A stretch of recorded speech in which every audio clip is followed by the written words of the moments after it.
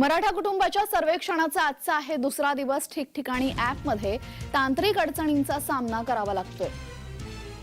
31 जानेवारीपर्यंत सर्वेक्षण करा असे मागासवर्ग आयोगाने निर्देश दिलेले आहेत।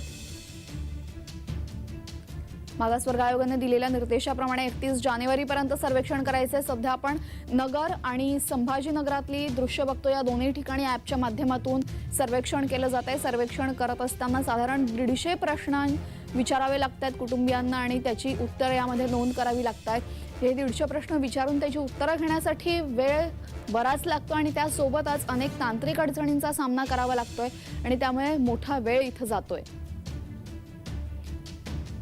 त्याचसोबत हिंगोली आणि नवी मुंबईमध्ये सुद्धा सर्वेक्षण सुरू आहे मराठा कुटुंबियांचं। यावेळेस जर ॲप हँग झालं तर जेवढे प्रश्न झाले होते तेवढे पुन्हा एकदा क्लीन होतात आणि पुन्हा पहिल्यापासून प्रश्नांना सुरुवात होते। त्यामुळे इथं बराच वेळ द्यावा लागतोय आणि तांत्रिक अडचणींमुळे हा वेळ अधिकच वाढतोय।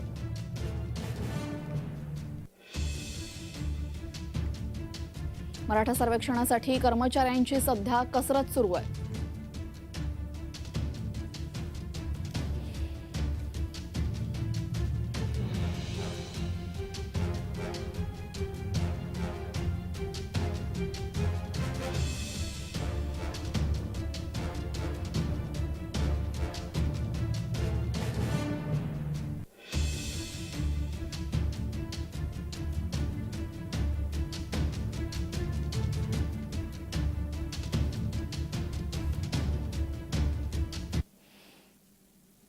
तर या संदर्भात निवडणूक अधिकाऱ्यांची प्रतिक्रिया काय आहे पाहूयात।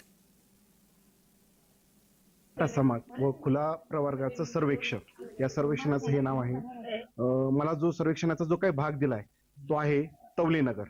तवलेनगरचा एरिया माझ्याकडे दिलेला आहे। आता मी एक सहशिक्षक म्हणून त्या ठिकाणी काम करतोय। सकाळी शाळेची वेळ त्यांनी आम्हाला 7:30 ते 11 या वेळेत नियोजित दिलेले आहे।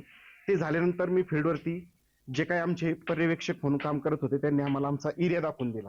एरिया दाखवून दिल्यानंतर फील्डवरती 1 वाजता काम करायला लागलो। 1 पासून आतापर्यंत जो काळ झाला एक 4-5 तासाचा, त्याच्यामध्ये माझे 7 घरांचं काम कंप्लीट झालेलं।